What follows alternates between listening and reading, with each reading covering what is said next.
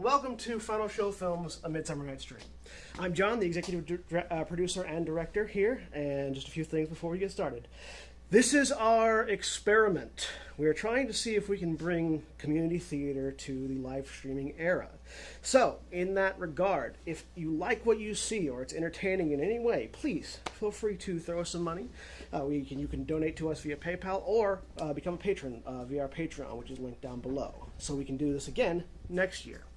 This is our second night. We have one more night after this, so be sure to tell folks if you like it to tune in tomorrow. Tomorrow is going to be 5 p.m. Eastern. It's going to be our final show of this run, and then we're going to have a special bonus stream after that to show everybody how we did it. So, in the meantime, please sit back, relax, and enjoy A Midsummer Night's Dream.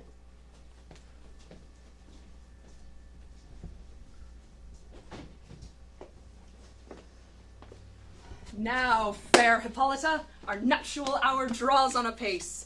4 happy days bring in another moon. But oh, methinks how slow this old moon wanes. She lingers my desires like to a stepdame or a dowager, long withering out a young man's revenue. 4 days will quickly steep themselves in night. 4 nights will quickly dream away the time, and then the moon, like to a silver bow, new bit in heaven, shall behold the night of our solemnities. Go, Philostrate, stir up the Athenian youth to merriments, awake the pert and nimble spirit of mirth, turn melancholy forth to funerals. The pale companion is not for our pomp. Hippolyta, I wooed thee with my sword, and won thy love doing thee injuries. But I will wed thee in another key, with pomp, with triumph, and with revelling. Happy be Theseus, our renowned duke. Thanks, good Egeus. What's the news with thee? Full of vexation come I, and with complaint against my child, my daughter Hermia. Stand forth, Demetrius. My lord, this man hath my consent to marry her. Stand forth, Lysander. And most gracious Duke, this man hath bewitched the bosom of my child. Thou, Lysander, thou hast given her rhymes, and interchanged love tokens with my child. Thou hast by moonlight had her window sung with feigning voice verses of feigning love, and stolen the impression of her fantasies with bracelets of thy hair, rings, gauds, conceits, knacks, trifles, nosques, sweetmeats, messengers of strong prevailment in unhardened youth. With cunning hast thou filched my daughter's heart, and turned her obedience, which is due to me, to stubborn harshness. And be it so, your grace, she will not this day, before your grace, consent to marry with Demetrius. I beg the ancient privilege of Athens, as she is mine, to dispose of her as I will, which shall be either to this man, or to her death, immediately provided in that case. What say you, Hermia? Be advised, fair maid. To you your father should be as a god, one that composed your beauties, yea, and one to whom you are as but a form in wax by him imprinted, and within his power to leave the figure or disfigure it. Demetrius is a worthy gentleman. So is Lysander. In himself he is, but in this kind, wanting your father's voice, the other must be held the worthier. I would my father looked but with my eyes. Rather your eyes must with his judgment look. I do entreat your grace to pardon me. I know not by what power I am made bold, nor how it may concern my modesty in such a presence here to plead my thoughts.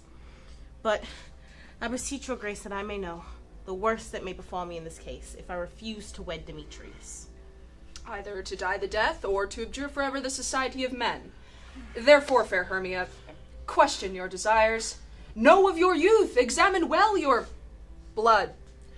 Whether, if you yield not to the sanctity of your father's choice, you can endure the livery of a nun. For I to be in that shady cloister muled, to live a barren sister all your life, chanting fate hymns to the cold, fruitless moon. Thrice blessed that their masters sow their blood to undergo such a maiden pilgrimage, but earthlier happy is the rose distilled than that which, withering on the virgin thorn, grows, lives, and dies in single blessedness. So will I grow, so live, so die, my lord. Ere I will yield my virgin patent up unto his lordship, whose unwished yoke my soul consents not to give sovereignty. Take time to pause, and by the next new moon, the sealing day betwixt my love and me for everlasting bond of fellowship, on that day either prepare to die for disobedience to your father's will, or else to wed Demetrius, as he would, or on Diana's altar to protest for austerity and single life. Relent, sweet Hermia. Lysander, give over thy crazed title to my certain right. You have her father's love, Demetrius. Let me have Hermia's. Do you marry him? Scornful Lysander! True, he hath my love, and what is mine, my love shall render him, and she is mine, and all my right of her I do estate unto Demetrius! I am, my lord, as well derived as he, as well possessed. My love is more than his. My fortunes in every way is fairly ranked, if not with vantage, as Demetrius's. And, which is more than all these boasts can be, I am beloved of the beauteous Hermia. So why should I not then prosecute my rights? Now Demetrius, and I'll avouch this to his head, made love to Nadar's daughter Helena, and won her soul. And now she devoutly dotes in idolatry upon this spotted, inconstant man. I must confess that I have heard so much, and with Demetrius thought to have spoke thereof, but being overfull of self-affairs, my mind did lose it. But Demetrius, come, and come, Egeus, you shall go with me. I have some private schooling for you both. For you, fair Hermia, look to arm yourself to fit your fancies to your father's will, or else the law of Athens yields you up, which by no means we may extenuate, to death or to a vow of single life. Come, my Hippolyta. What cheer, my love? Demetrius and Egeus, go along. I must implore you in some business against our nuptial, and confer with you of something nearly that concerns yourselves. With duty and desire we follow. How now, my love? Why is your cheek so pale? How chance the roses there to fade so fast? Belike for want of rain, beseem them from the tempest of my eyes. Ay me, for aught that I could ever read, could ever hear by tale or history, the course of true love never did run smooth, whether it was by difference in blood, Oh, cross, too high to be enthralled, too low. or else it was misgrafted in respective years, Oh, spite, too old to be engaged, too young. or else it stood upon the choice of friends. Oh, hell, to choose love by another's eyes. Or, if there were sympathy in the choice, war, death, and sickness laid siege to it, making it swift as a shadow, short as any dream, brief as the lightning in the collied night that in a spleen unfolds both heaven and earth. Ere man hath the power to say, behold, the jaws of darkness do swallow it up. So quick bright things come to confusion. If then true lovers have ever been crossed, let it stand as an edict in destiny. Let us teach our trial patience, because it is a customary cross. As due to love as thoughts and dreams and sighs, wishes and tears. Poor fancy's followers. Good persuasion. Therefore, hear me, Hermia. I have a widow aunt, a dowager of great revenue, and she hath no child. From Athens is her home remote 7 leagues, and she respects me as her only son. It's there, gentle Hermia, I may marry thee, and to that place the sharp Athenian law cannot pursue us. If thou lovest me, steal forth thy father's house tomorrow night, and in the woods a league without town. There I will wait for thee. My good Lysander, I swear to thee by Cupid's strongest bow, by his best arrow with the golden head, by the simplicity of Venus's doves, and by that fire which burned the Carthage queen, when that false Trojan under sail was seen, by all the promises that ever men have broke, in number more than ever woman spoke. In that place thou hast appointed me, tomorrow truly will I meet with thee. Oh, keep promise, love. Look, here comes Helena. Godspeed, fair Helena. Whither away? Call you me fair. That fair again and say, Demetrius loves your fair, oh, happy fair. Your eyes are lured stars, and your tongue sweet air more tunable, the mark to shepherd's ear when wheat is green, when hawthorn buds appear. Sickness is catching, or fever, so yours would I catch, fair Hermia, ere I go. My ears should catch your voice, and my eye your eye, my tongue should catch your tongue's sweet melody. Were the world mine, Demetrius being baited, the rest I'd give to be to you translated. Teach me how you look, and with what art you sway the motion of Demetrius's heart. I frown upon him, yet he loves me still. That your frowns could teach my smiles such skill. I give him curses, yet he gives me love. that my prayers could such affection move. The more I hate, the more he follows me. The more I love, the more he hateth me. His folly, Helena, is no fault of mine. None but your beauty. Would that fault were mine? Take comfort. He no more shall see my face. Lysander and myself will fly this place. Before the time I did Lysander see, seemed Athens as a paradise to me. Oh, then what graces in my love do dwell, that he hath turned a heaven unto a hell. Helen, to you our minds we will unfold.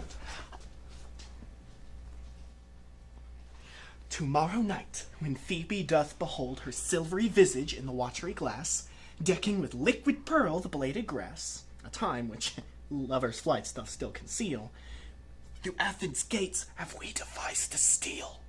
And in the woods, where often you and I, upon faint primrose branches were wont to lie, emptying our bosom of their counsel sweet, there my Lysander and myself shall meet. And from Athens turn away our eyes to seek new friends and stranger companies. Farewell, sweet playfellow. Pray thou for us, and good luck grant thee thy Demetrius. Keep word, Lysander. We must starve our sight from lovers' food till tomorrow deep midnight. I will, Hermia. Helena, adieu. As you on him, Demetrius dote on you.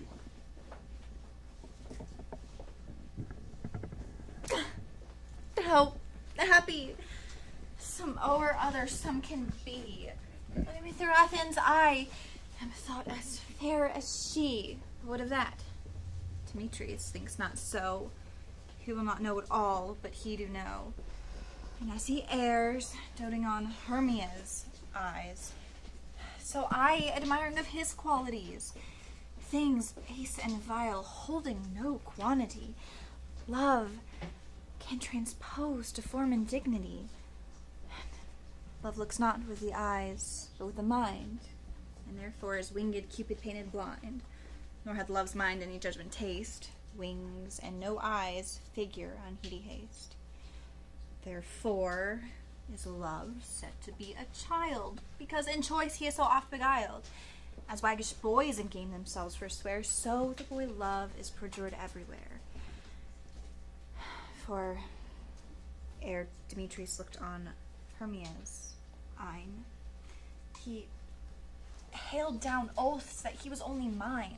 And when this hail some heat from Hermia felt, so he dissolved and showers of oaths did melt.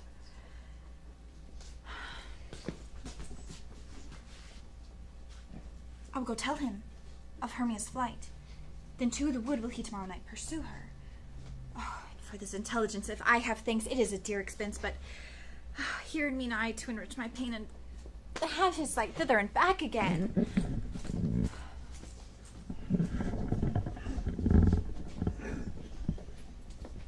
Is everyone here? You are best to call them man by man, generally, according to the script. Here is a scroll with the name of every man who has thought fit in all of Athens to play in our interlude before the Duke on his wedding day at night. First, good Peter Quince, say the name of the play, then say what the play treats on, and then read the name of your actors, and so grow to a point. Mary, our play is The Most Lamentable Comedy and Most Cruel Death of Pyramus and Thisbe. A most excellent piece of work, I assure you, and a merry. Now, good Peter Quince, read forth the names of your actors. Masters, spread yourselves. Answer as I call you. Nick Bottom, the Weaver. Ready. Name what part I am for, and proceed. You and Nick Bottom are set down for Pyramus. What is Pyramus? A lover or a tyrant? A lover who kills himself most gallant for love. That will ask some tears in the true performing of it. If I accept that the audience look to their eyes, I will move storms. I will condole in some measure. To the rest, my chief humor is for a tyrant. I could play Heracles rarely, a part to tear a cat and to make all split. The raging rocks and shivering shocks shall break the locks of prison gates, and Phoebus' car shall shine from far, and make and mar the foolish fates. Whew! that was lofty. But this is Ercles' vein, a tyrant's vein, a lover's more condoling. Francis Flute, the bellows mender. Here, Peter Quince. You, Flute, must take Thisbe on you. Ooh, what is Thisbe, a wandering knight? It is the lady that Pyramus must love. Nay, faith, let not me play a woman. I have a beard coming. Oh, that's all one. You shall play it in mask, and you may speak as small as you will. Oh, and I may hide my face. Let me play Thisbe too. I'll speak in a monstrous little voice. Thisbe! Thisbe!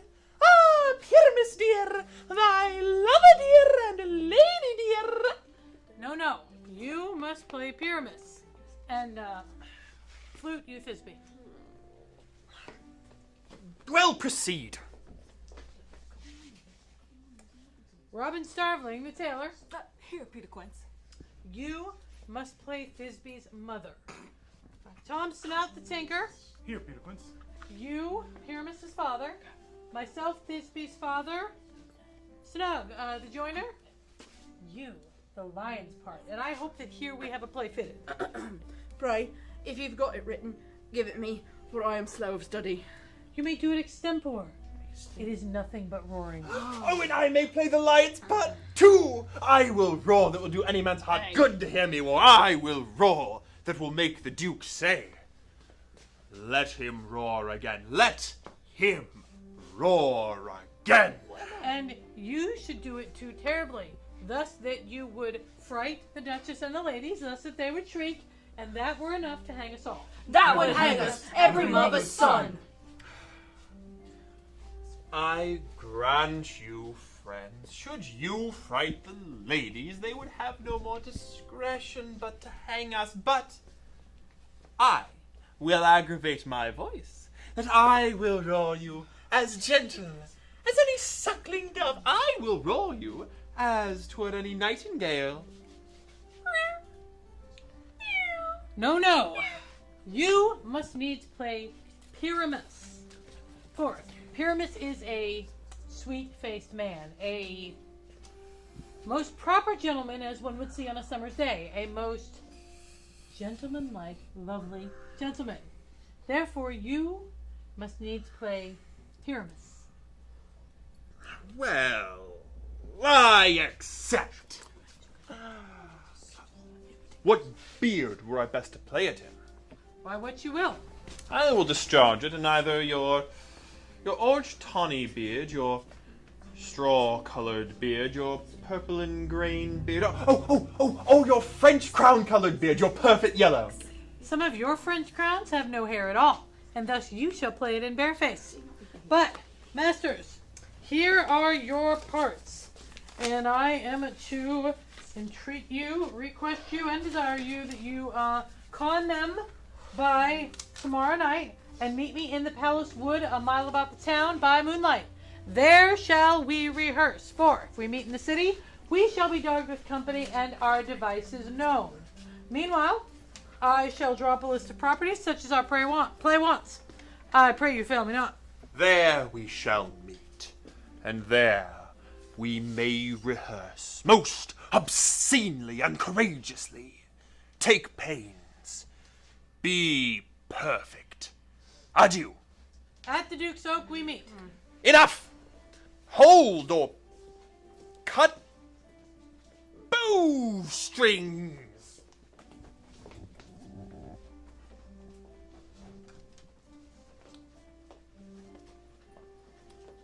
How now, spirits? Whither wander you? Over hill, over dale, through a bush, through a briar, over park, over pale, through a flood, through a fire. I do wander everywhere, swifter than the moon's sphere, and I serve the fairy queen to do her orbs upon the green. The cowslips tall her pensioners be, in their gold coats spots you see. Those be rubies, fairy favors, in those freckles live their savors. I must go seek some dewdrops here, and hang a pearl in every cowslip's ear. Farewell, thou mob of spirits, I'll be gone. Our queen and all her elves come here anon. The king doth keep his revels here tonight. Take heed the queen come not within his sight, for Oberon is passing fell in wrath that she, as her attendant, hath a lovely boy stolen from an Indian king. She never had so sweet a changeling, and jealous Oberon would have the child, make him not of his train, trace the forests wild. But she perforce withholds the loved boy, crowns him with flowers, and makes him all her joy. And now they never meet in grove or green, under fountain clear or spangled starlight sheen, but they do swear that their elves for fear creep into acorn cups and hide them there. Either I mistake your shape in making quite, or else you are that shrewd and knavish sprite called Robin Goodfellow. Are not you he that frights maidens in the village, skim milk and sometimes labor in the quern?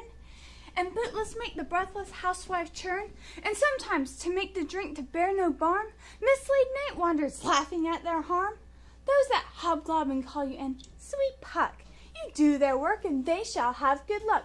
Are not you he? Thou speakest aright. I am that merry wanderer of the night. I jest to Oberon and make him smile, when I a fat and bean-fed horse beguile, neighing in likeness of a filly foal. Sometimes lurk I in a gossip's bowl, in very likeness of a roasted crab. Then, when she drinks, against her lip I bob, and on her withered dewlap pour the ale, the wisest aunt telling the saddest tale. Sometime, for 3-foot stool mistaketh me, then slip I from her bum, down topple she, and Taylor cries, and falls into a cough, and the whole choir hold their hips and laugh, and waxen in their mirth and knees, and swear a merrier hour was never wasted there. But room, fairy, here comes Oberon. And here my mistress. Oh, that he were gone. Ill met by moonlight, proud Titania. What, jealous, Oberon? Fairy, skip hence. I have forsworn his bed and company. Tarry, rash wanton.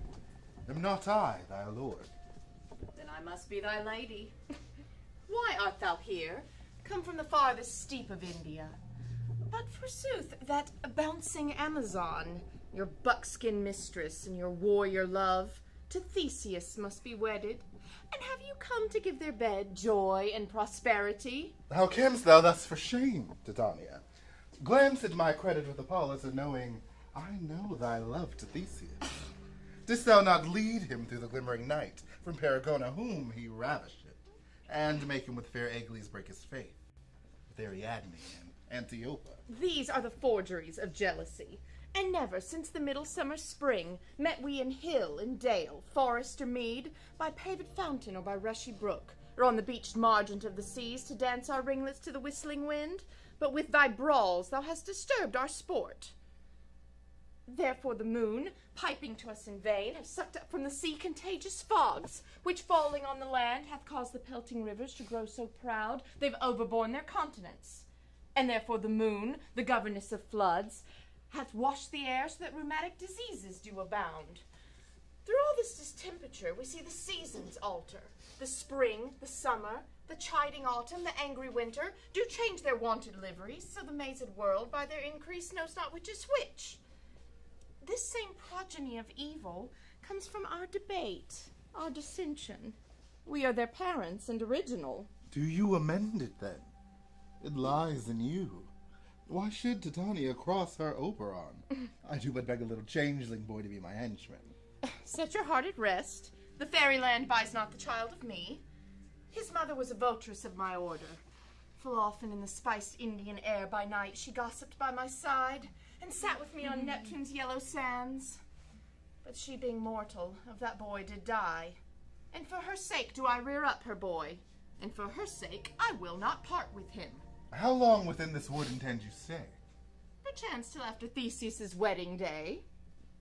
If you will patiently dance in our rounds and see our moonlight revels, go with us.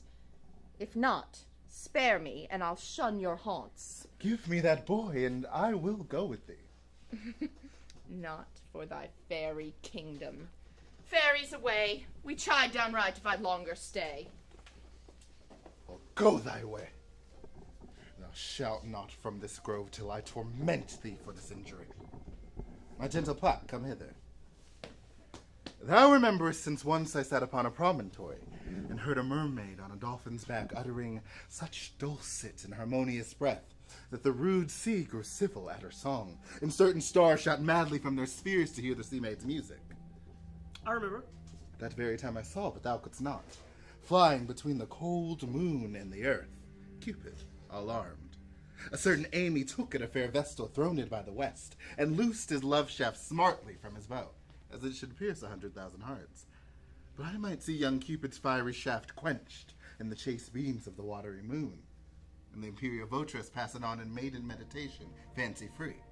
Yet, marked I where the bolt of Cupid fell. It fell upon a little western flower before, milk white, now purple with love's wound, and maidens call it love in idleness. Fetch me this flower the herb I showed thee once. The juice of it on sleeping eyelids laid will make or man or woman madly dote upon the next live thing that it sees. Fetch me this herb and be thou here again ere the Leviathan can swim a league. I'll put a girdle around the earth in 40 minutes. Having once this juice, I'll watch Titania when she's asleep, and drop the liquor of it in her eyes.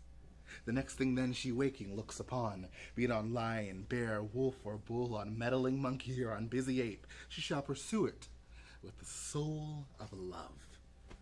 And ere I take this charm from off her side, as I can take it with another herb, I'll make her render up her page to me. But who comes here? I am invisible, and I will overhear their conference. I love thee not, therefore pursue me not. Where is Lysander? And Hermia, the one I'll slay, the other slayeth me. Thou toldest me they were stolen into this wood, and here I am, and woed within this wood, because I cannot meet my Hermia. Hint, get thee gone, follow me no more. You draw me, you hard-hearted adamant. But you draw not iron, for my heart is as true as steel. Leave you your power to draw, and I shall have no power to follow you. Do I entice you? Do I speak you fair, or do I not in the plainest truth tell thee I do not, nor cannot love thee? Oh, and for that do I love you the more. I am your spaniel, and Demetrius, the more you beat me, I will fawn on you. Use me, but as you use your spaniel, spurn me, strike me, neglect me, lose me, only give me leave, and worthy as I am to follow you. What worse place can I beg in your love, and yet a place of high regard with me, than to be used as you use your dog? Tempt not too much the hatred of my heart. I am sick when I look on thee. Oh, and I'm sick when I look not on You do impeach your modesty too much, to give yourself over into the arms of one who loves you not, to trust the opportunity of the night, the ill counsel of a desert place, with the rich worth of your virginity. Your virtue is my privilege. Therefore, it is not night when I do see your face. Therefore, I think I am not in the night, nor doth this wood lack worlds of company, for you in my regard are all the world. Then how can it be said I am alone when all the world is here to look on me? I will not stay your questions. Let me go. If you do follow me, do not believe, but I will do thee mischief in the wood. I in the temple, the town, the field, you do me mischief. Defy Demetrius. Your wrongs do set a scandal on my sex. We should be wooed, and we're not made to woo.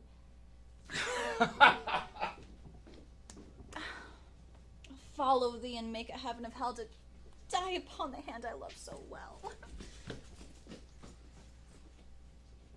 Fare thee well, nymph. Ere he do leave this grove, thou shalt fly him, and he shall seek thy love. Whew. Hast thou the flower there, welcome wanderer? Hi, there it is. Pray thee, give it me. I know a bank where the wild thyme blows, where ox slips in the nodding violet groves, quite over canopied with luscious woodbine, with sweet musk roses and with eglantine. There sleeps Titania some time of the night, lulled in these flowers with dances and delight. And there the snake throws her enameled skin, weed wide enough to wrap a fairy in. And with the juice of this, I'll streak her eyes and make her full of hateful fantasies. Take thou some of it, and seek through this grove a sweet Athenian lady is in love with a disdainful youth. Anoint his eyes, but do it when the next thing he espies may be the lady. Thou shalt know the man by the Athenian garment he hath on. Affect it with some care, that he may prove more fond on her than she upon her love. And look thou meet me at the first cock crow. Fear not, my lord, your servant shall do so.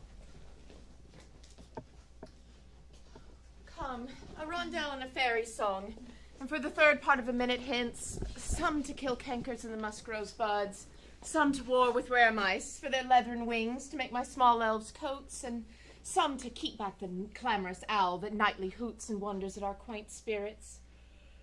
Oh, but sing me now to sleep, and vent your offices and let me rest.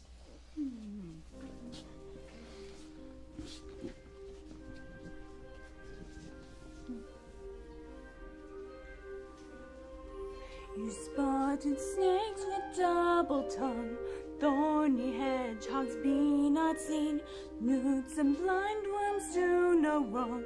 Come not near our fairy queen. Philomel with melody, singing our sweet lullaby. La la la la la lullaby, la la la la la lullaby. Never harm nor spell nor charm. Come, our lovely lady night. So good night with lullaby.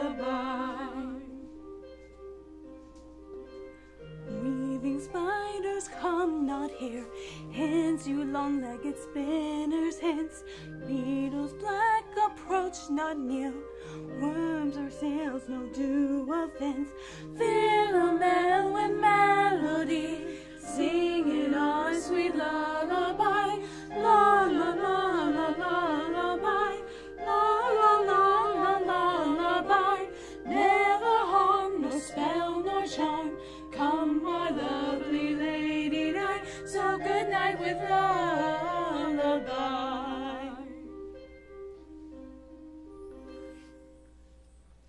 Hence, away, all is well. One aloof stands sentinel.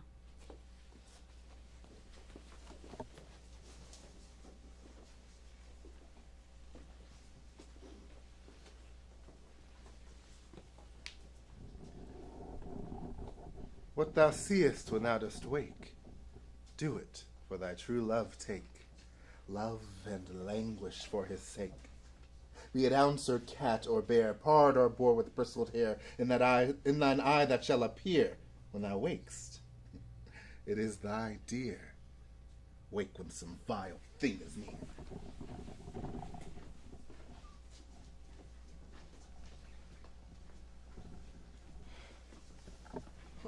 Fair love, you faint with wandering in the wood. And, to speak troth, I have forgot the way. We'll rest here if you think it good, and tarry for the comfort of the day. Be it so, Lysander. Find you out of bed, for I, upon this bank, will rest my head. One bed shall serve as bed for us both. One heart, one bed, two bosoms, and one troth. Nay, good Lysander, for my sake, my dear, lie further off yet. Do not lie so near. I'll take the sense, sweet, of my innocence. Love takes the meaning in love's conference. I mean that my heart unto yours is knit. So but one heart we can make of it. Two bosoms interchained with an oath, so two bosoms and a single troth. And by your side no bedroom me deny, for, lying so, Hermia, I do not lie. Lysander riddles very prettily. Now much bestrew my manners and my pride if Hermia meant to say that Lysander lied. But, gentle friend, for love and courtesy lie further off in human modesty. Such separation becomes a virtuous bachelor and a maid. So far be distant, and good night, sweet friend. Thy love ne'er alter till thy sweet life end. Amen, amen. To that fair prayer say I, and end life when I end loyalty. Here is my bed. Sleep, give thee all his rest. With half that wish, the wisher's eyes be pressed.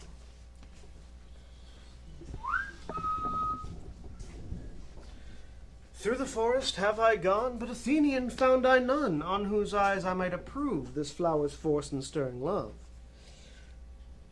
Night and silence, what have we here? Weeds of Athens he doth wear. This is he, my master said, despiseth the Athenian maid. And here the maiden sleeping sound on the dank and dirty ground. Pretty soul, she durst not lie near this lack love, this kill courtesy. Churl, on thine eyes I throw all the power this charm doth owe. When thou wakest, let love forbid, sleep his seat on thine eyelid. So awake when I am gone, for I must now to Oberon. Oh, see though thou kill me, sweet Demetrius. I charge thee hence, do not haunt me Oh, thus. wilt thou, darkling, leave me? Say not so. Stay!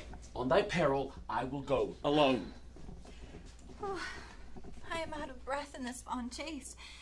The more my prayer, the lesser is my grace.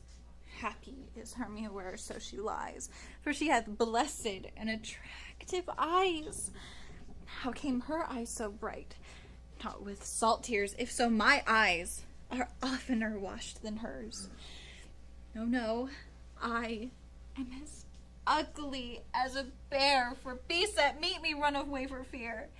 Therefore no marvel though Demetrius do as a monster and fly my presence thus. What wicked and dissembling glass of mine made me compare with Hermia's fiery eye. But who's here? Lysander on the ground, dead or asleep. I see no blood, no wound. Lysander, if you live, good sir, awake. And run through fire I would for thy sweet sake. Transparent Helena, nature shows art, and through thy bosom lets me see thy heart. Where is Demetrius?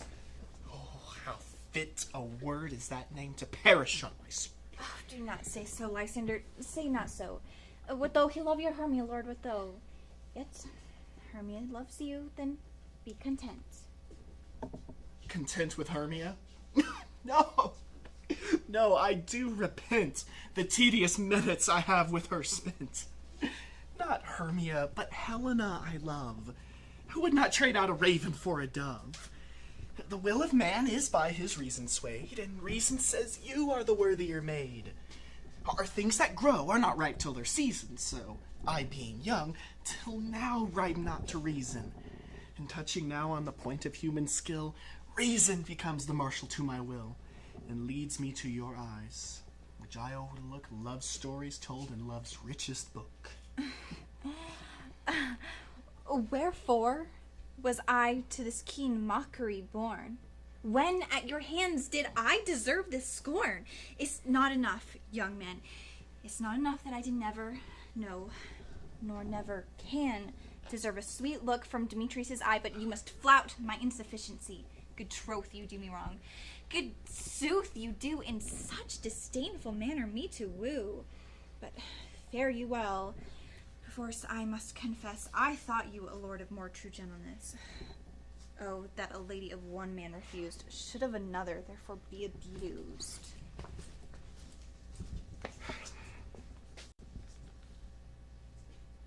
She sees not Hermia. Hermia, sleep thou there, and never mayest thou come Lysander near. For, as a surfeit of the sweetest things, the deepest loathing to the stomach brings. Or, as the heresies that men do leave are hated most by those they did deceive. So, my surfeit and my heresy of all be hated, but most of me. All my powers, address now all your love and might to honor Helen and be her knight. Help me, Lysander, help me! Do thy best to pluck this crawling serpent from my breast! Ay, me for pity. What a dream was here! Lysander, look how I do quake with fear.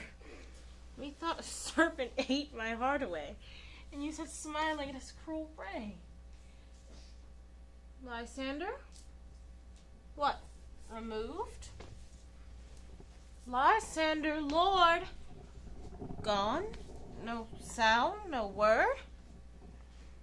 Alack, where are you? Speak, and if you hear. I swoon almost with fear. No? Then I will perceive you are not nigh. Either death or you I'll find immediately.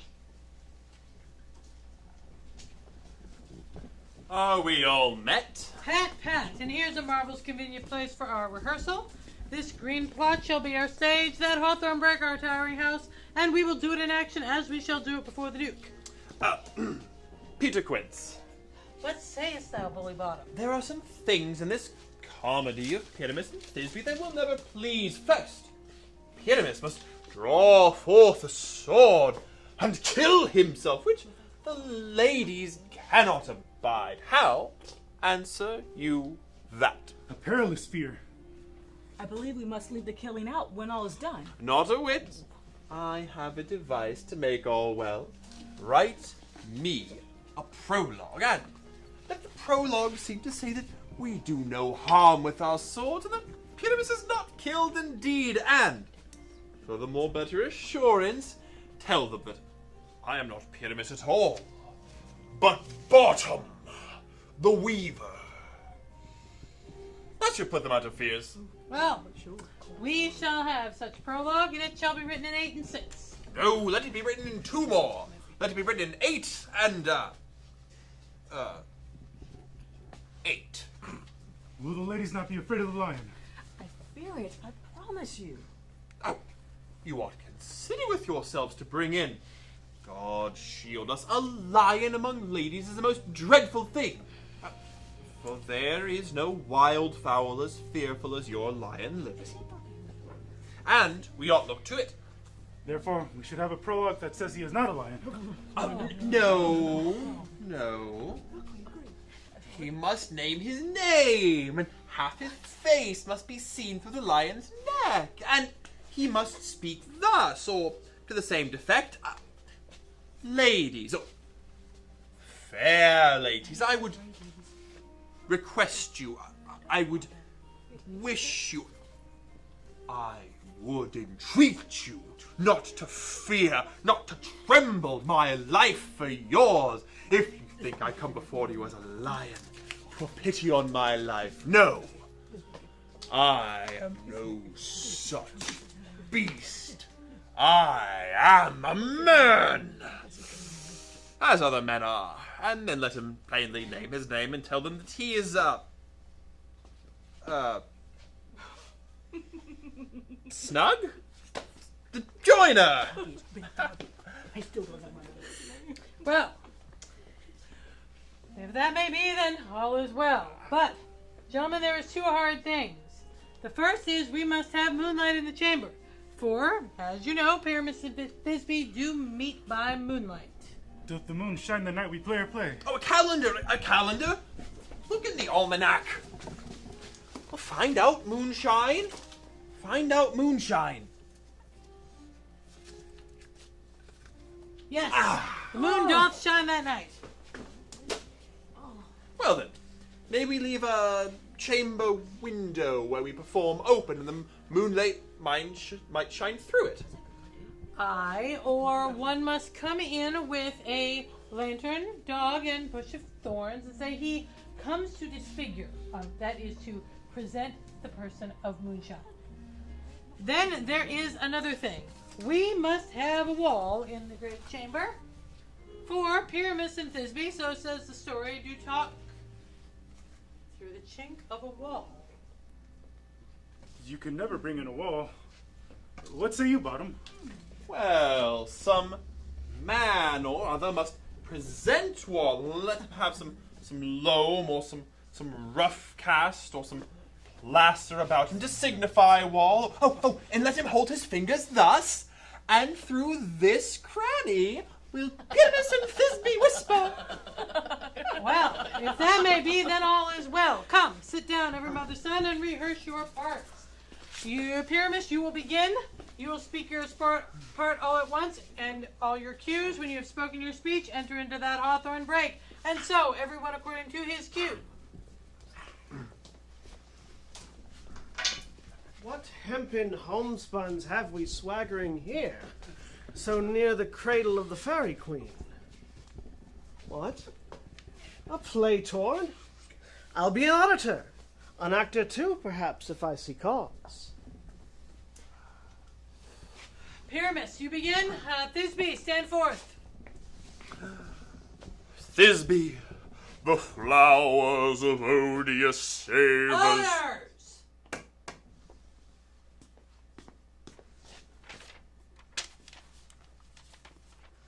O doors. odors, savour sweet, so hath thy breath, my dearest Thisbe dear. But hark, a voice! Stay thou but here a while, and by I will to thee appear. A stranger, Pyramus, than e'er played here. Must I speak now? Yes, and Mary, you must, for you see, he has gone to see a noise he's heard and is to come again.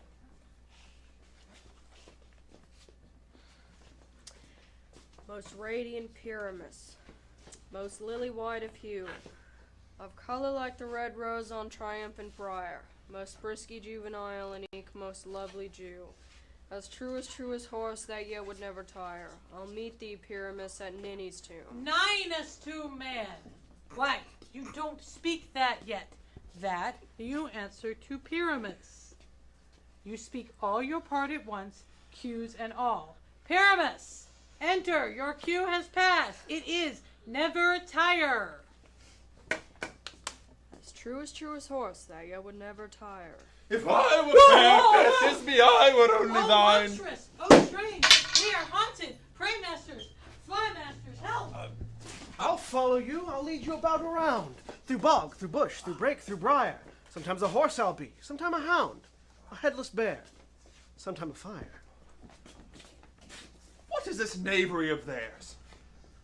This is to make me afeard. Bottom, what do I see on thee? Thou art changed. What do you see? You see an ass head of your own, do you? I see their knavery. This is to fright me, if they could. Well, I will not stir from this place. I will walk up and down, and I will sing, so they shall hear. I am not afraid.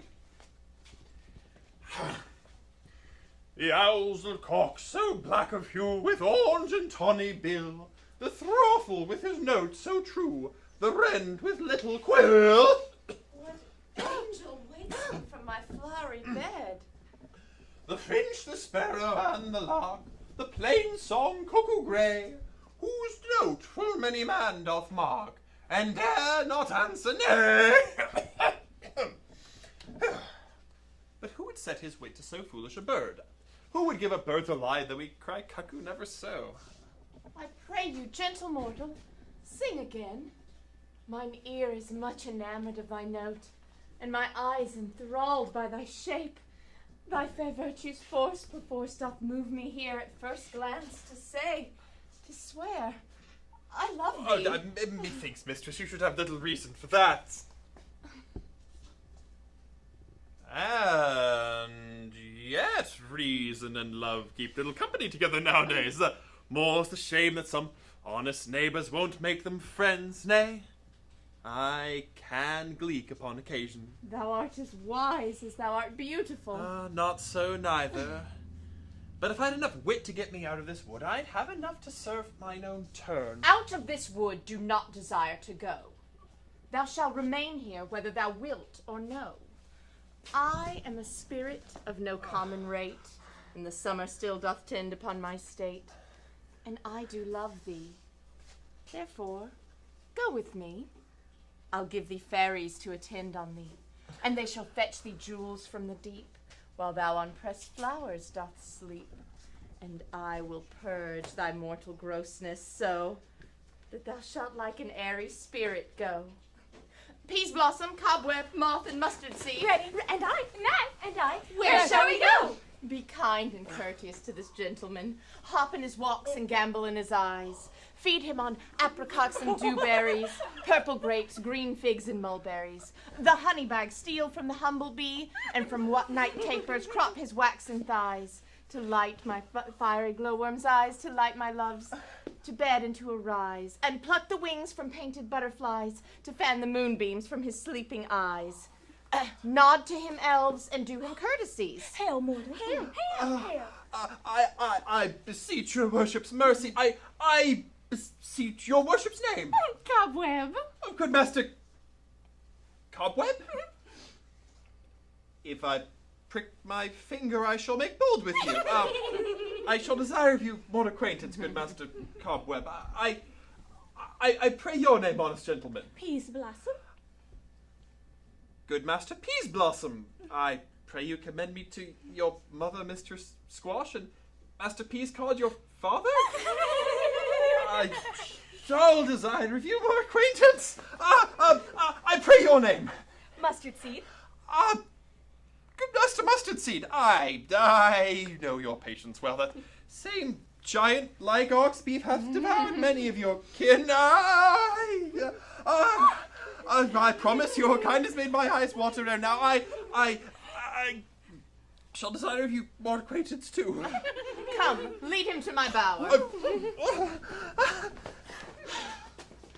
The moon, methinks, looks with a watery eye, and lamenting every little flower weeps for some enforced chastity.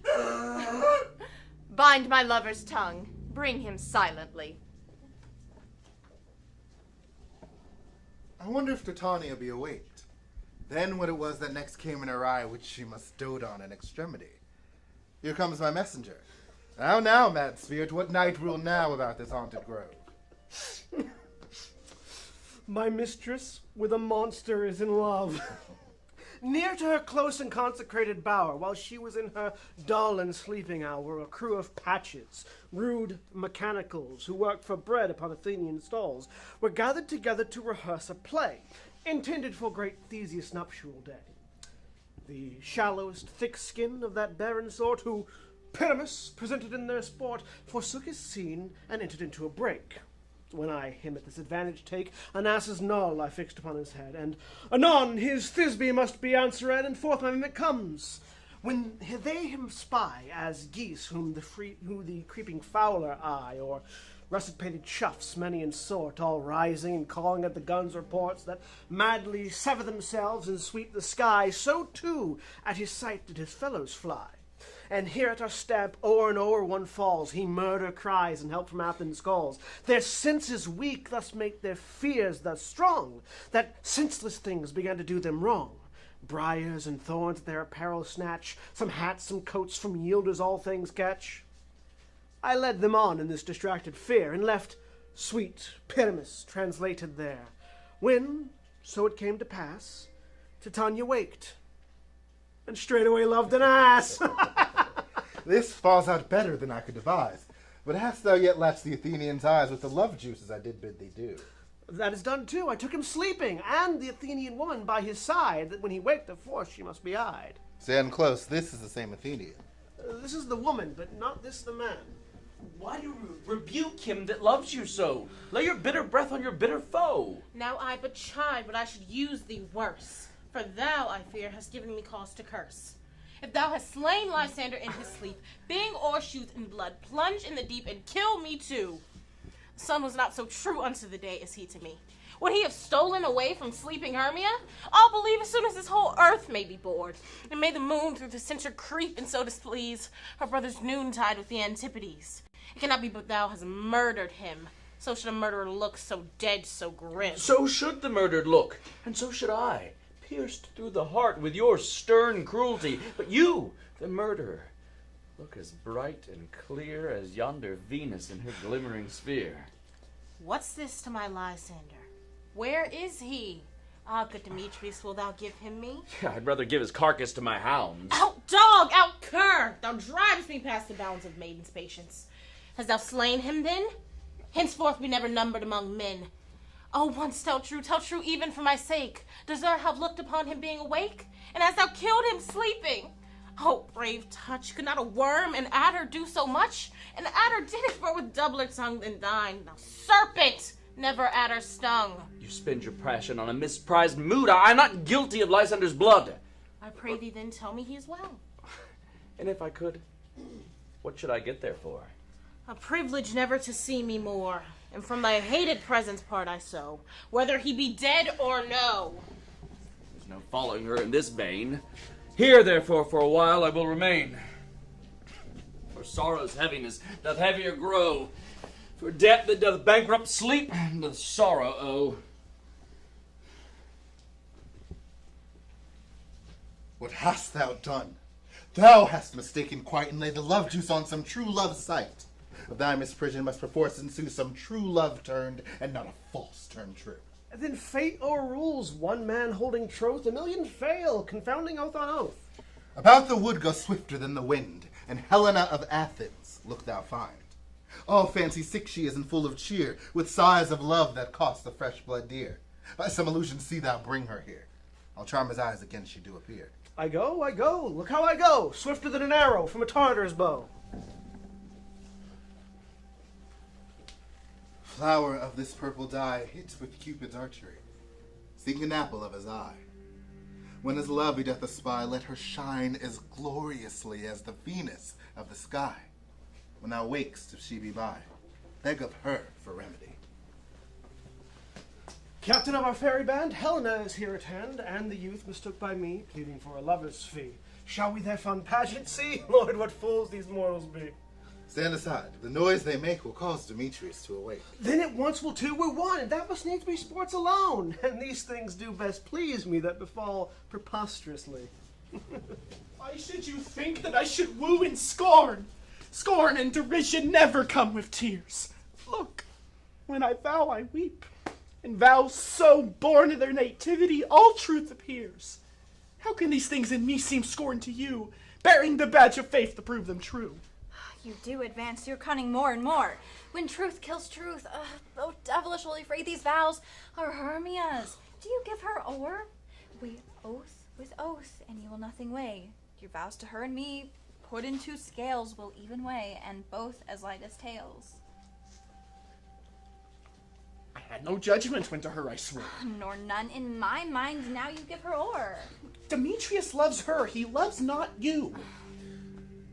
Helena, goddess, nymph, perfection divine, to what shall I compare thine eye? Crystal is muddy. Oh, how ripe in show those lips, those kissing cherries grow. Oh, spite! Oh, hell! I see you're all bent to set against me for your merriment. If you were civil and knew courtesy, you would not do me thus much injury. Then can you not hate me, as I know you do, but you must join in souls to mock me too. Trim exploit, the manly enterprise, to conjure tears up into poor maid's eyes with your derision. None of noble sort would so offend a virgin and extort a poor soul's patience, all to make you sport. You are unkind, Demetrius. Be not so. For you love Hermia. This you know, I know. And now, with all goodwill and all my heart, in Hermia's love, I yield you up my parts. Never did mockers waste their idle breath. Lysander, keep thy Hermia. If ever I loved her, that love is gone. My heart to her has guesswise sojourned. And home to Helena now is returned, and there will remain. Oh, Helen, it is not so. Do not disparage the faith thou dost not know. Look, there is thy love, yonder is thy dear.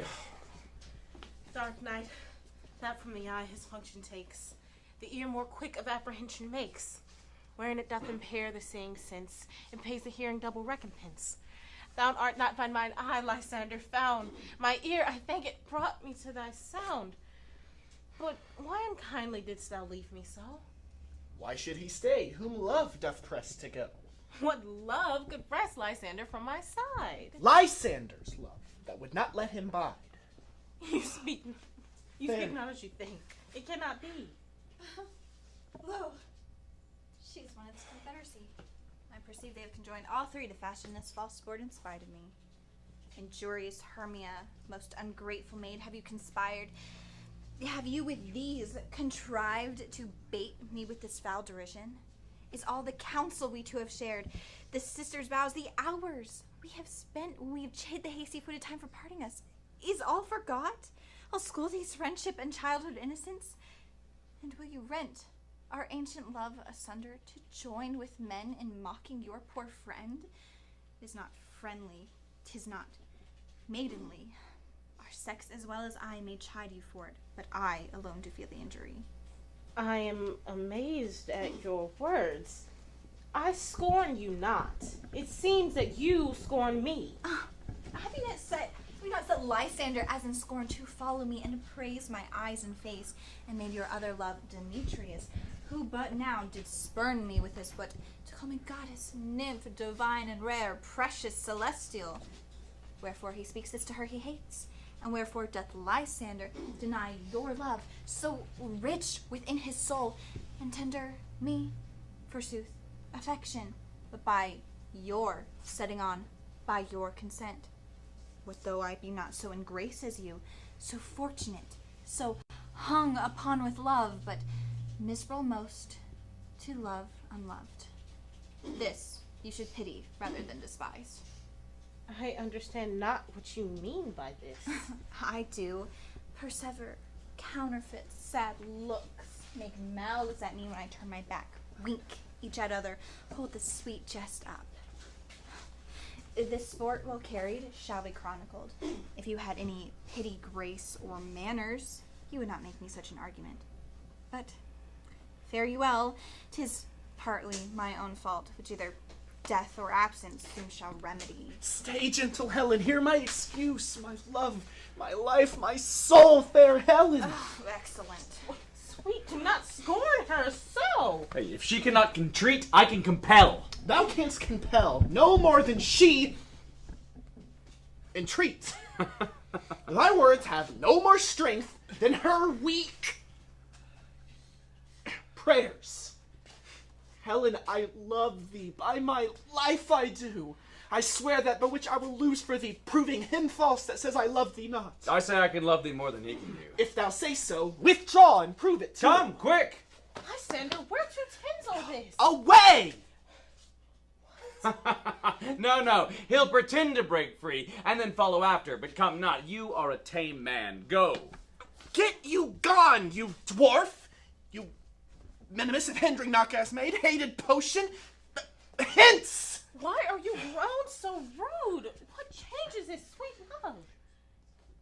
Thy love? Out! Out! Out, loathed medicine! Out, hated potion! Hence! Do you not jest? Yes, sooth, and so do you.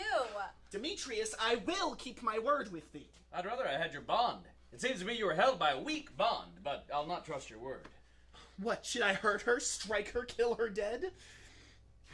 Although I hate her, I'll not harm her so. What, can you do me greater harm than hate? Hate me? Wherefore? Am not I Hermia? Are not you Lysander? I am as fair now as I was erewhile. Since night you loved me, since night you left me. Why then you left me, oh the gods forbid, in earnest shall I say. I, by my life, and never did desire to see thee more. Therefore, be out of hope, out of question, of doubt. Be certain, for nothing truer, 'tis no jest, that I do hate thee, and love Helen. You juggler! You canker blossom! You thief of love! Have you come by night and stolen my love's art from him? Fine, in faith. Have you no modesty, no maiden shame, no touch of bashfulness? What will you tear impatient answers from my gentle tongue? Fie, you counterfeit, you puppet, you. Puppet! Aye, that way goes the game. Now I well perceive she have made compare between our statures, and with her height she hath prevailed with him. And are you grown so high in his esteem because I am so dwarfish and so low? How low am I, thou painted maypole? Speak! How low am I? I am not yet so low that I can reach my nails unto thine eyes. Whoa, hey. Oh, I pray you, though you gentle, or though you mock me, gentlemen, let her not hurt me. I was never cursed. I have no gift at all in shrewishness, and I am a right bait for my cowardice. You may let her not hurt me. You may perhaps think because she's something lower than myself that I can somehow match her. Lower! Hark again! Oh, good. Do not be so bitter with me. I ever more did love you, Hermia, ever did keep your counsels, never wronged you. Oh, say that in love unto Demetrius, I told him of your stealth into this wood. He followed you, and for love I followed him, but he hath chid me hence and threatened to spurn me, strike me, nay, to kill me too. And now you will let me to Athens quiet go, and I will bear my father back and follow you no further. Let me go. You see how simple and how fond I am. Why, get you gone. Who's that hinders you? Foolish heart that I leave here behind. What, with Lysander? With Demetrius. Be not afraid. She will not harm thee, Helena. Oh, when she is angry, she is keen and shrewd. She was a vixen when she went to school, and though she be but little, she is fierce. Little! Again! Nothing but low and little. Why must you suffer her to flout me thus? Let me come to her. Get you gone, you dwarf! You bead! You acorn! You are too officious. For one who spurns your services, talk not of Helena. Thou shalt abide it. Now she holds me not. So follow, if thou darest, to try whose right of thine or mine is most with Helen. Follow? Nay, I'll go with thee cheek by jowl. You, mistress, all this coil is long of you. Nay, go not back. I will not trust you, nor will I longer stay in your cursed company. Your hands are quicker than mine for a fray, but my legs, though, are longer to run away. I am amazed and know not what to say. This is thy negligence. Still thou mistakes, or else commits thy knaveries willfully. I swear, Lord of Shadows, I mistook. Did you not tell me that I would know the man by the Athenian garments he had on? And thus, so far, blameless proves my enterprise that I have anointed an Athenian's eyes. And so far am I glad it so did sort, for their jangling I esteem a sport. Thou seest these lovers seek a place to fight. High, therefore, Robin, overcast the night. The starry welkin cover thou anon with drooping fog as black as Acheron, and lead these testy rivals so astray as one come not within another's way.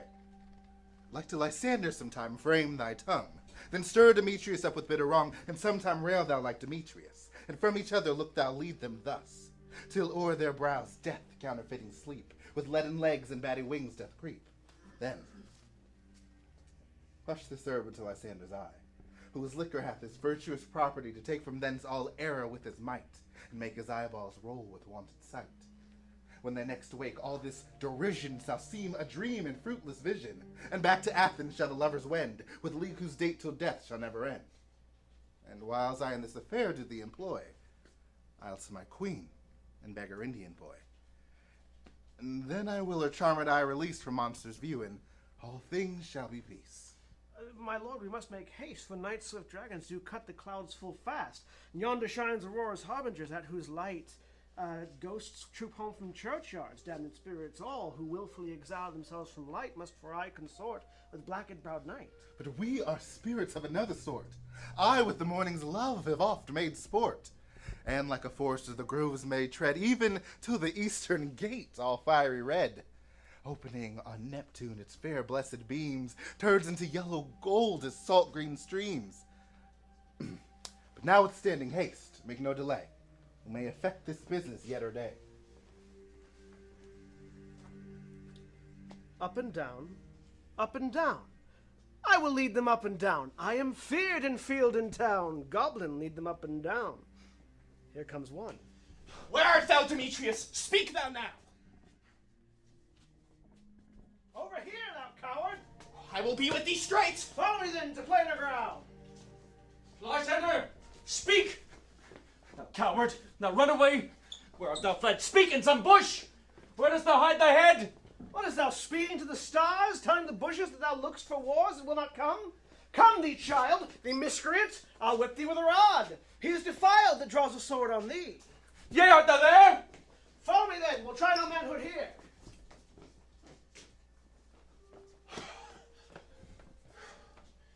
He goes before me, and still dares me on.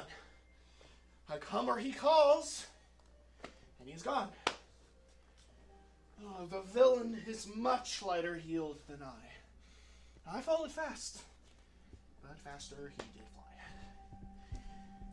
And find me now in some dark, uneven way. And here will rest me. Come, thou gentle day. For if but once thou show me thy grey light, I'll find Demetrius and avenge this spite. Ho, coward, comest thou not? Now wilt thou buy it? For well I wot thou runst ahead of me, shifting every place, but will not dare stand and look me face to face. Where art thou now? Come hither, I am here. Nay, thou mockest me. I will go thy way.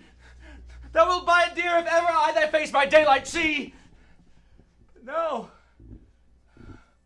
faintness constraineth me to measure out my length on this cold bed. When daylight come, look to be visited. A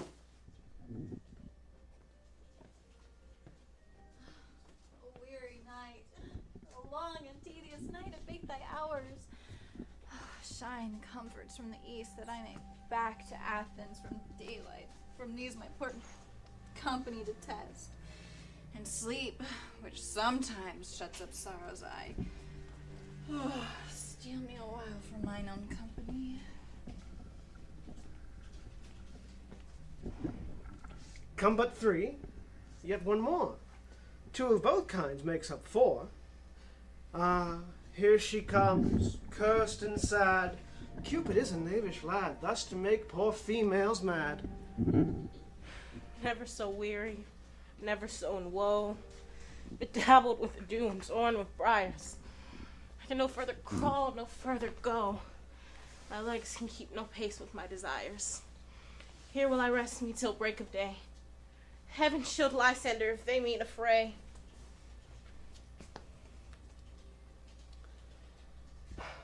Sleep sound on the ground.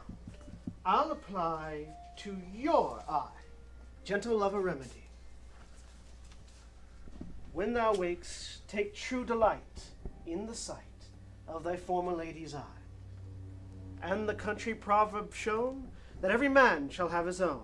Jack shall have Jill, naught shall go ill. The man shall have his mare again, and all will be well.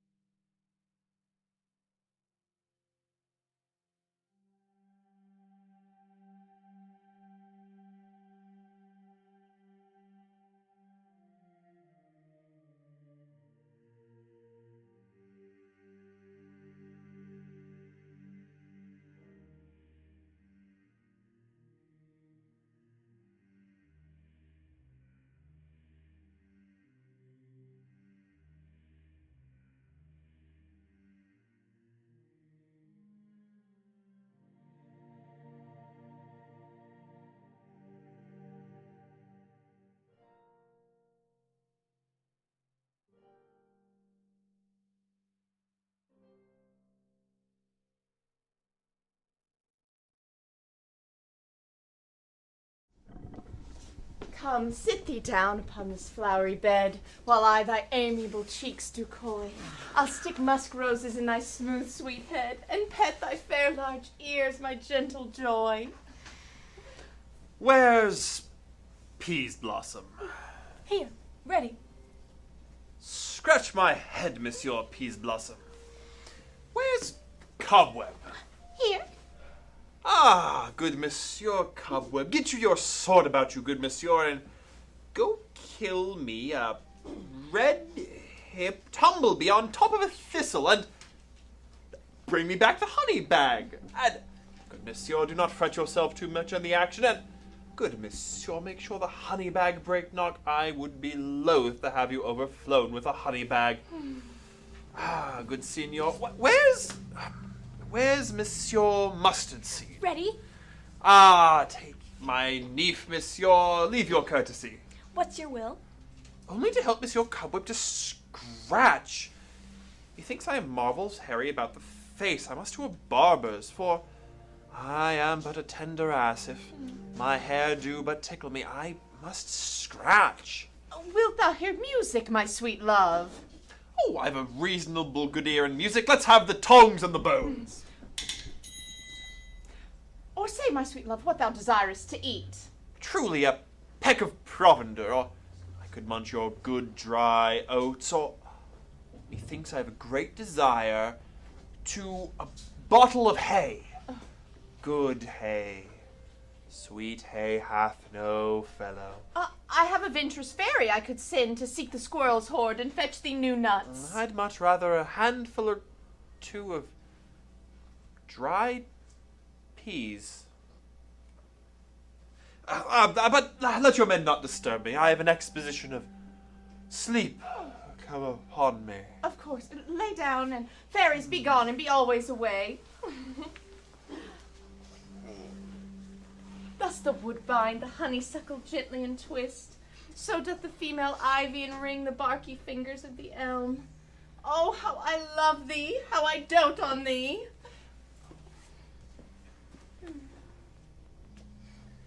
Welcome, good Robin. Seest thou this sweet sight?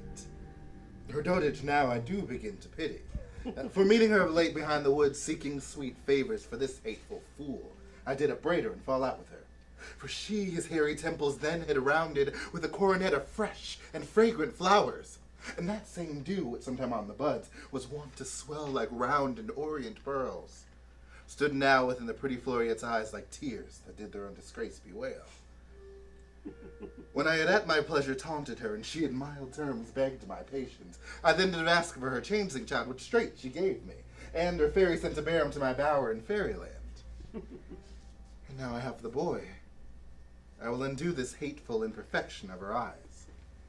And gentle Puck, take this transformed scalp from off the head of this Athenian swain, that he awaking when the others do, may all to Athens back again repair, and think no more of this night's accidents, but as the fierce vexation of a dream. First, I will release the fairy queen. Be as thou was wont to be. See as thou was wont to see. Dian's bud or Cupid's flower hath such force and blessed power. Now, my Titania, wake you, my sweet queen. Oh, Oberon, what visions have I seen? Me dreamt I was enamored of an ass. There lies your love. Oh! How came these things to pass? How my eyes do loathe his visage now. Silence a while. Robin, take off this head. Titania, music call and strike more dead than common sleep of all these 5 descents. Music, ho, what music charmeth sleep? Now when you wakes, with thine own fool's eyes peep. Sound of music. Come, my queen, take hands with me, and rock the ground whereon these sleepers be. Now thou and I are new in amity, and will tomorrow, midnight, solemnly dance in Duke Theseus' house triumphantly, and bless it to all fair prosperity. And there shall the faithful lovers be wedded with Theseus, all in jollity. Fairy king attendant Mark, I do hear the morning lock. Then, my queen, in silent sad trip we after the night shade. We the globe can compass soon swifter than the wandering moon. Come, my lord, and in our flight, tell me how I came this night, that I sleeping here was found with these mortals on the ground.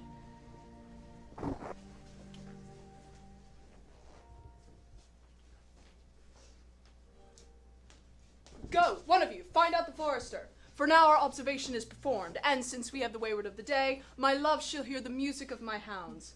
Uncouple them in the western valley, let them go. Dispatch, I say, and find the forester. We will, fair queen, up to the mountain's top and mark in the musical confusion of hounds and echo in conjunction. I was with Hercules and Cadmus once, when in a wood of Crete they bayed the bear with hounds of Sparta. Never did I hear such gallant chiding before. Besides the skies, the groves, the fountains, every region near seemed all one mutual cry. I never heard so musical discord, such sweet thunder. My hounds are bred out of the Spartan kind, so slewed, so sanded, and their heads are hung with ears that sweep away the morning dew, crook-kneed and dew-lapped like Thessalian bulls, slow in pursuit, but matched in mouths like bells, each under each. A cry more tunable was never hollowed to, nor cheered with horn, in Crete, in Sparta, nor in Thessaly. Judge when you hear it. But soft. What nymphs are these? My lord, here my daughter Hermia lies. Here Demetrius, here Lysander, and there Helena's daughter. I wonder of their being here together. No doubt they rose up early to observe the rite of May, and hearing of our intent came the grace of our solemnity. But speak, Egeus, is this not the day that Hermia should give the answer of her choice? It is, my lord. Go, bid the huntsmen awaken with their horns.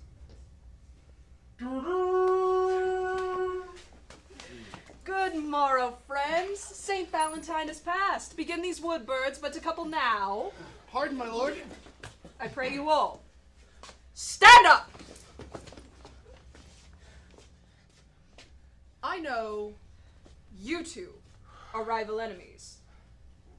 How comes this gentle concord in the world that hatred is so far from jealousy, to sleep by hate and fear no enmity? My lord, I shall reply amazedly, half sleeping, half waking. But as of yet, I swear I cannot truly say how I came here. But now I think, for truly would I speak.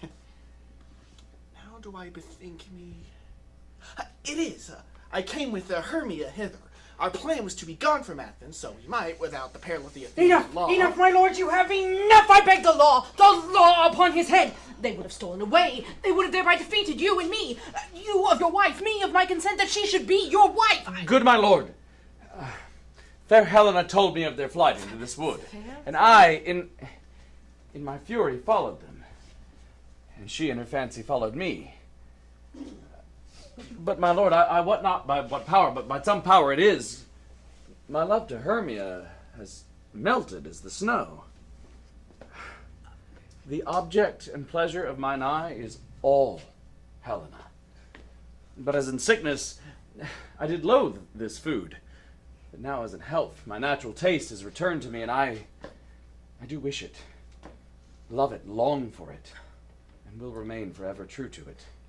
Fair lovers, you are fortunately met. Of this discourse we will hear more anon. Egeus, I will overbear your will, for in the temple by and by with us these couples shall be eternally knit. And for the morning now, something worn, our purposed hunting shall be set aside. Away with us to Athens, 3 and 3. We'll hold a feast in our great solemnity. Come, Hippolyta. These things seem to me small and indistinguishable, like faraway mountains turning into clouds. Methinks I see these things with parted eye, when everything seems double. So methinks, and I have found Demetrius like a jewel of mine own, and it not mine own. Think you that we are awake? It seems to me that we sleep, we dream. Was not the Duke here, and bid us to follow him? Yea, and my father? And Hippolyta. And he did bid us to follow to the temple. Why then we are awake. Let us follow him, and on the way we shall recount our dreams.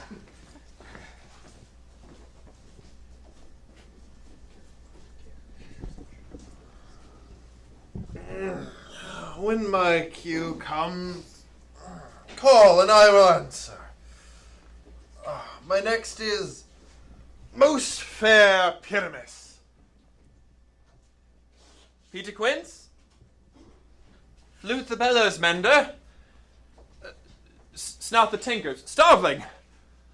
God's my life. Left me here and stolen hence. I have had a vision. I have had a dream.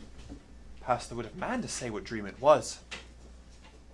Methought I was.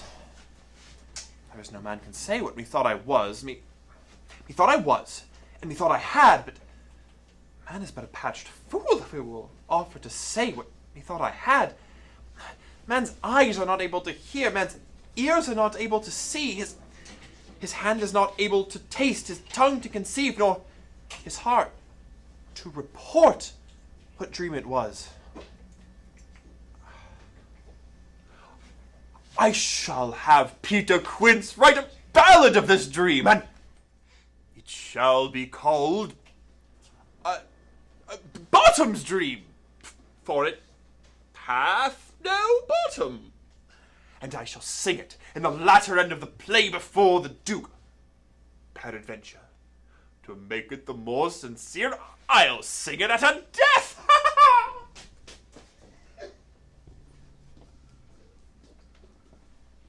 Have you sent round to Bottom's house? Has he come home yet? He cannot be heard of out of doubt. He is transported. If he come not, then the play is marred. It goes not forward, doth it? 'Tis not possible. There's not a man in all of Athens able to discharge Pyramus but he. No, he hath simply the best win of any handicraftsman in Athens. Yea, and the best man too. He is the very paramour of a sweet voice. You must say paragon. A paramour is, God bless us, a thing of naught. Lads, the Duke has come from the temple and there's 2 or 3 lords or ladies more be married with him. If our sport had gone forward, we'd all been made men. Oh, sweet bully Bottom. Thus hath he lost 6 a day during his life. He could not have escaped 6 a day.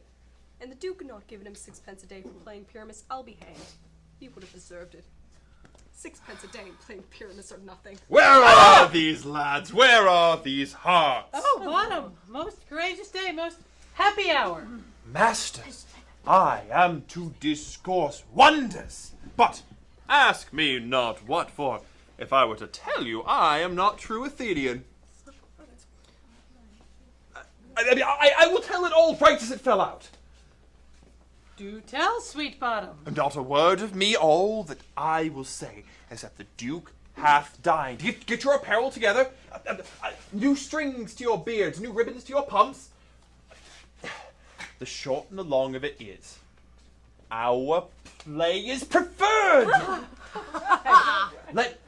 Let him who plays Thisbe have clean linens, and let him who plays the lion not pare his nails, for they shall hang out as the lion's claws. And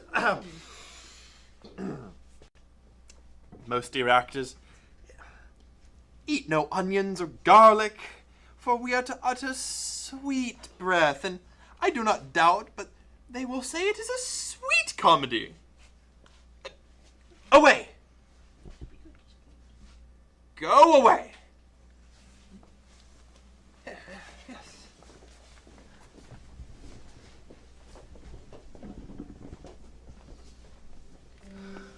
Tis strange, my Theseus, that these lovers speak of.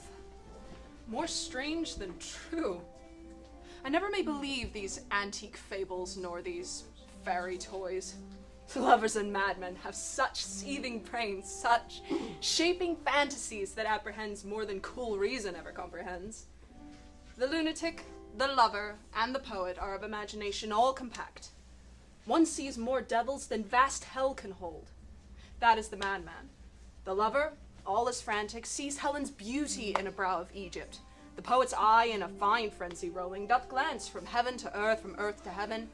And as imagination bodies forth the forms and things unknown, the poet's pen turns them to shapes and gives them to airy nothing, a local habitation and a name.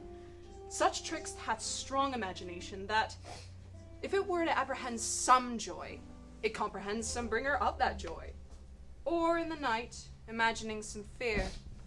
How easy is a bush supposed to bear? But all the story of the night told over, and all their minds, transfigured, so together, more witnesseth than fancy's images, and grows to something of great constancy, howsoever strange yet admirable. Here come the lovers full of joy and mirth. Joy, gentle friends, joy and fresh days of love accompany your hearts. More than to us awaits in your royal walks, your board, your bed. Come! What masks, what dances shall we have to wear away this long age of 3 hours between our after supper and bedtime?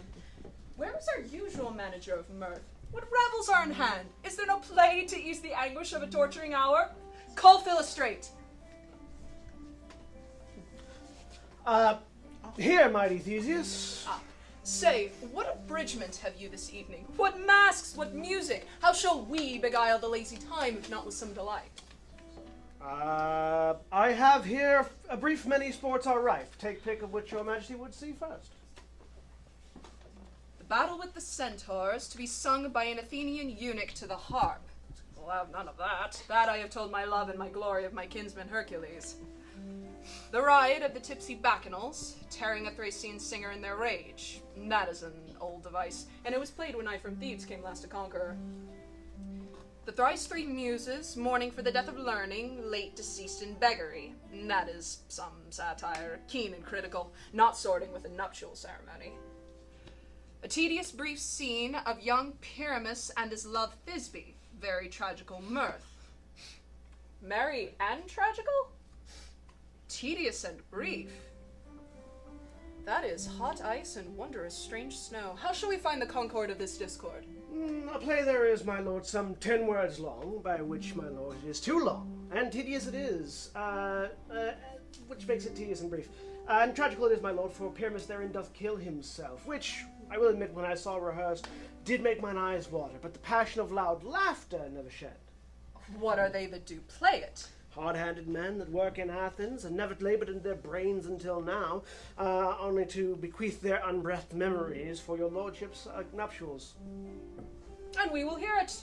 Oh no, my lord, it's nothing in the world, nothing for you, unless you can find some entertainment in the they who play it, stretched and conned with cruel pain that it is. I will hear that play, for never anything can be amiss when simpleness and duty tender it. Go, bring them in! I love not to see wretchedness or charge, and duty in his service perishing. Why, gentle sweet, you shall see no such thing. He says they can do nothing in this kind. The kind are we to give them thanks for nothing. Our sport shall be to take what they mistake, and what poor duty cannot do, noble respect takes it in might, not merit. Where I have come, great clerks have purposed to greet me with premeditated welcomes, where I have seen them shiver and look pale, make periods in the midst of sentences, throttle their practiced accent in their fears, and in conclusion, dumbly have broken off, not paying me a welcome. Trust me, sweet, out of this silence yet I picked a welcome, and in the modesty of fearful duty, I read as much from the rattling tongue of saucy and audacious eloquence. Love, therefore, and tongue-tied simplicity in least speak most. To my capacity. So please your lord, the prologue is addressed. Let him approach.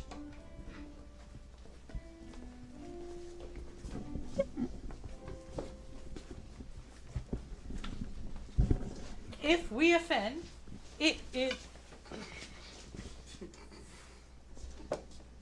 If we offend, it is with goodwill.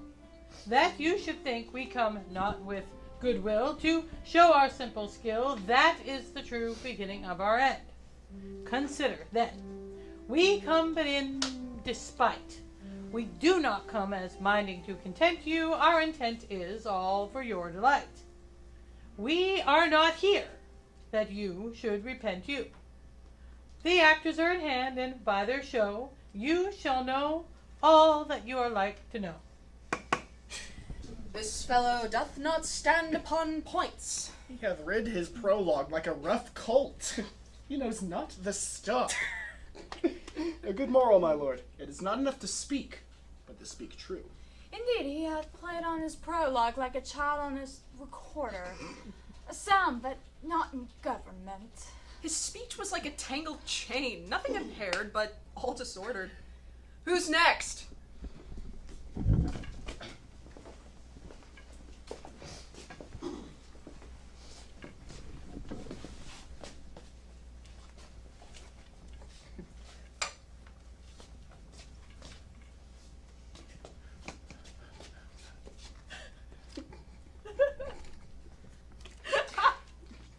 Gentles, perchance you wonder at this show, but wonder on, till truth make all things plain.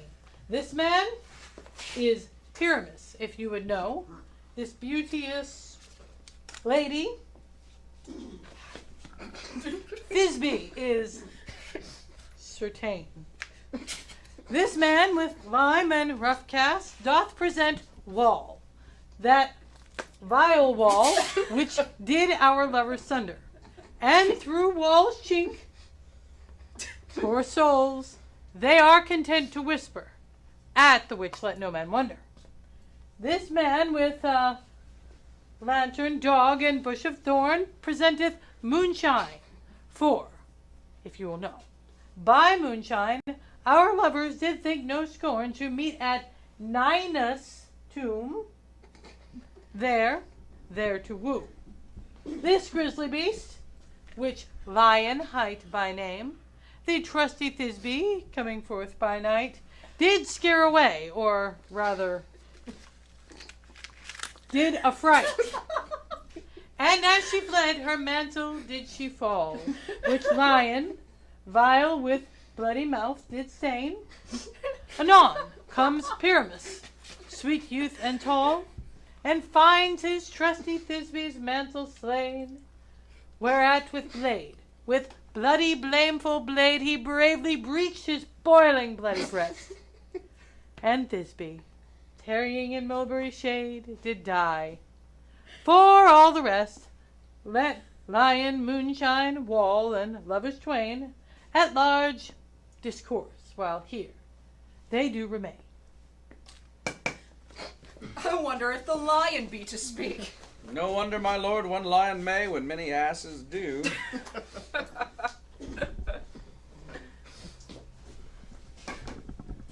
And in the same interlude it doth befall that I, one Snout by name, present a wall.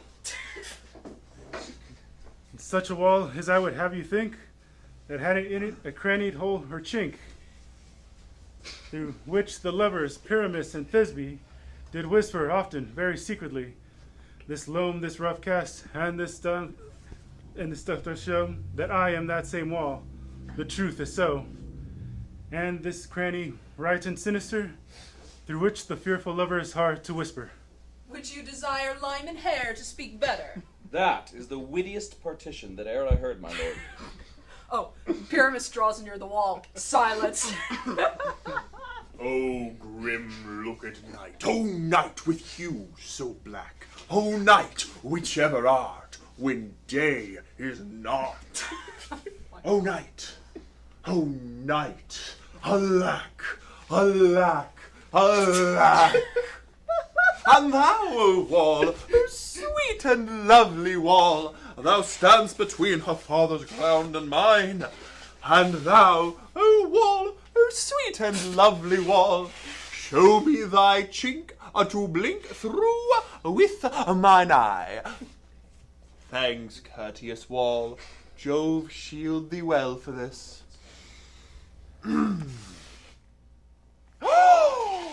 But what see I? No Thisbe do I see. Oh, wicked Wall, through whom I see no bliss. Cursed be thy stones for thus deceiving me.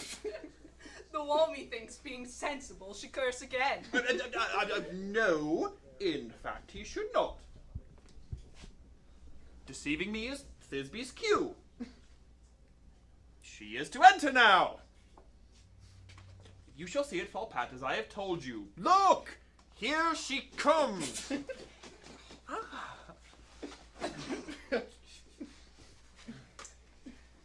O Wall, full often hast thou heard my moans for parting my fair Pyramus and me. My cherry lips have often kissed thy stones with lime and hair knit up in thee. Methinks I see my Thisbe's voice. I will to the wall that I might hear my Thisbe's face. Thisbe? My love. Thou art my love, I think. Think what thou will. I am thy lover's grace, and like Lysander am trusty still. And I like Helen till the fates me kill. Ah, Shafalus to Procus was not so true. Shafalus to Procris, I to you. Oh, kiss my lips through this vile wall. I kiss the wall's hole, not your lips at all. Wilt thou meet me at Ninny's tomb straightway? They call it that.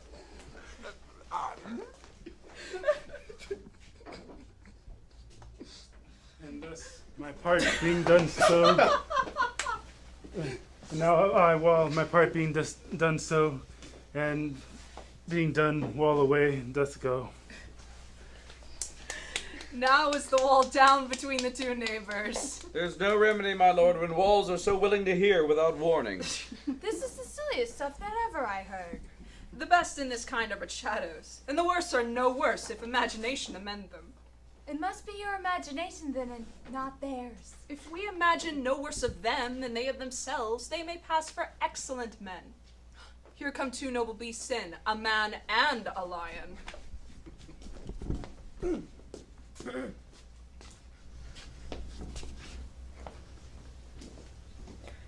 You ladies, you whose gentle hearts do fear the smallest monstrous mouse, may now perchance both quake and tremble here when lion rough in wildest rage doth roar. Then know that I, as Snug the joiner, am a lion fell, or else no lion's dam. For if I were to come into this place in strife, 'twould be pity on my life.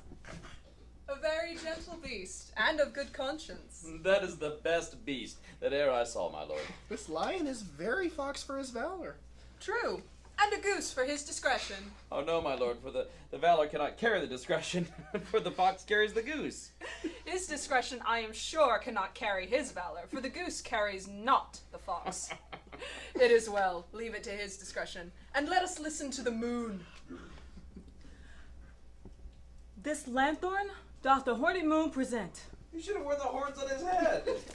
He is no crescent, and his horns are invisible within the circumference. This lanthorn doth the hornet moon present. I, myself, the man in the moon, doth seem to be.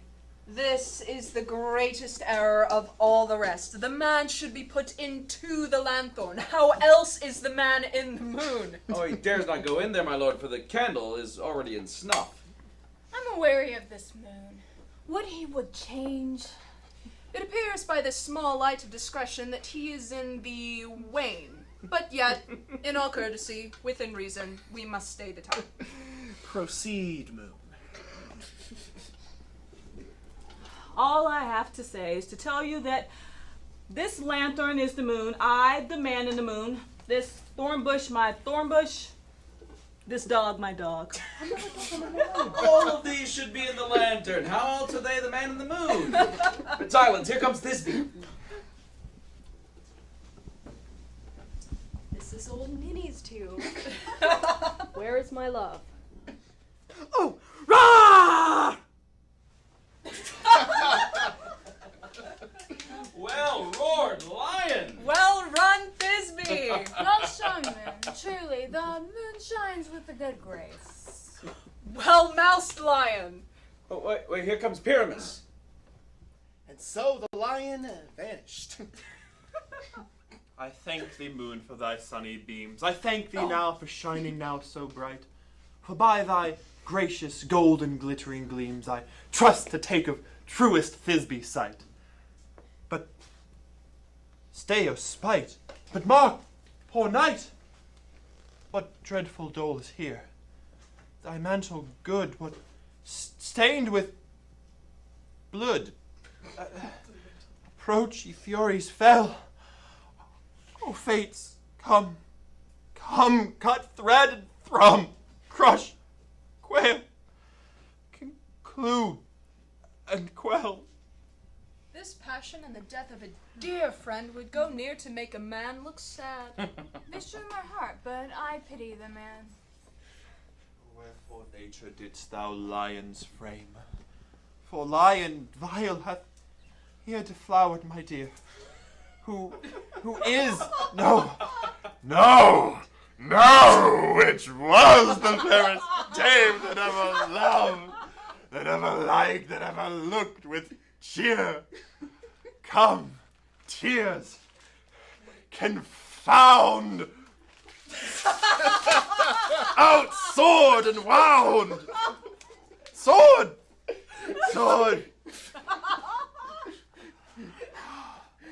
That pap of Pyramus. Aye, the left pap, where heart doth hop. Thus die I. Thus.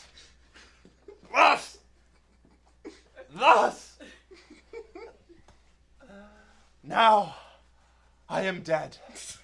Now I am fled, my soul is in the sky. Tongue, lose thy light. Moon, take thy flight. Now.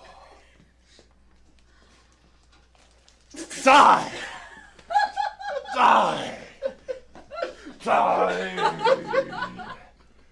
Die!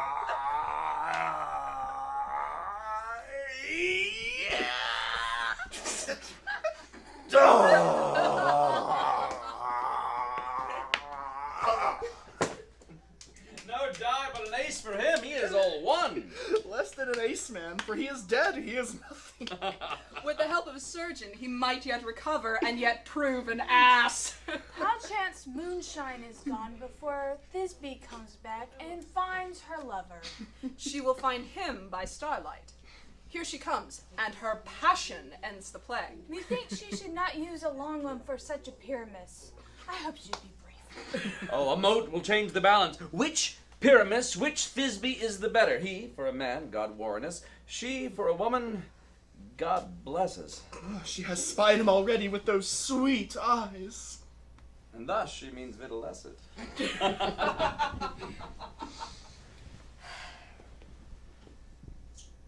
Asleep, my love? What? Dead, my dove? Oh, Pyramus, arise. Speak, quite dumb. Dead, dead. A tomb must cover thy sweet eyes. These lily lips, this cherry nose, these yellow cowslip cheeks are gone, are gone. Lovers make moan, his eyes were as green as leeks. O sisters three, come to me with hands as pale as milk. Lay them in gore, since you have shore, with shears his thread of silk. Tongue not a word, come trusty sword, come blade my breast and brew. And farewell, friends, thus this be ends, adieu, adieu, adieu. Moonshine and lion are left to bury the dead. Aye, oh, and Wall, too. I assure you, that Wall which part of their families is down. Would it please you to see an epilogue or hear a burgomask dance between two of our numbers? No! Epilogue, I pray you, for your play needs no excuse. Never excuse. For when the players are all dead, there need none be blamed. Marry, if that writ had played Pyramus and hanged himself in Thisbe's garter, it would have been a fine tragedy. And so it is. Truly. And very notably discharged. The iron tongue of midnight hath told 12. Lovers, to bed. 'Tis almost fairy time. I fear we shall outsleep the coming morn as much as we have this night overwatched. This palpable gross play hath well beguiled the heavy-gated night. Sweet friends, to bed. A night we hold in this solemnity, in nightly revels and new jollity.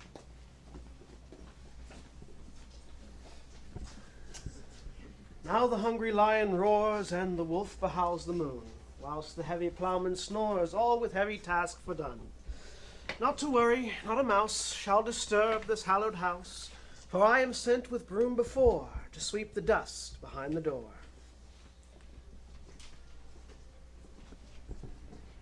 Through the house give glimmering light by the dead and drowsy fire. Every elf and fairy sprite hop as light as bed from briar. And this ditty after me, sing and dance it trippingly.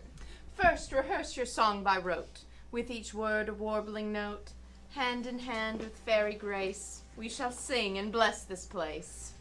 Now until the break of day, through this house each fairy stray. To the best bride bed will we, which by us shall blessed be. And the issue there create ever shall be fortunate. And so shall all the couples three ever true and loving be. And the blots of nature's hand shall not in their issue stand.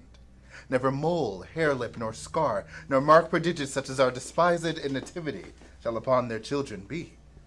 With this field dew consecrate, every fairy take his gate, and each several chamber bless through this palace with sweet peace. And the owner of it blessed ever shall in safety rest. Trip away, make no stay. Meet me all by break of day.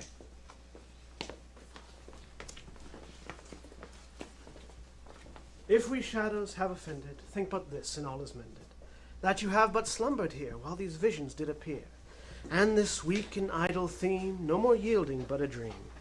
Gentles, do not reprehend. If you pardon, we will mend. And as I am an honest puck, if we have unhonored luck enough to escape the serpent's tongue, we shall make amends ere long. Else the puck a liar call. So good night unto you all. Give us your hands if we be friends, and Robin shall restore amends.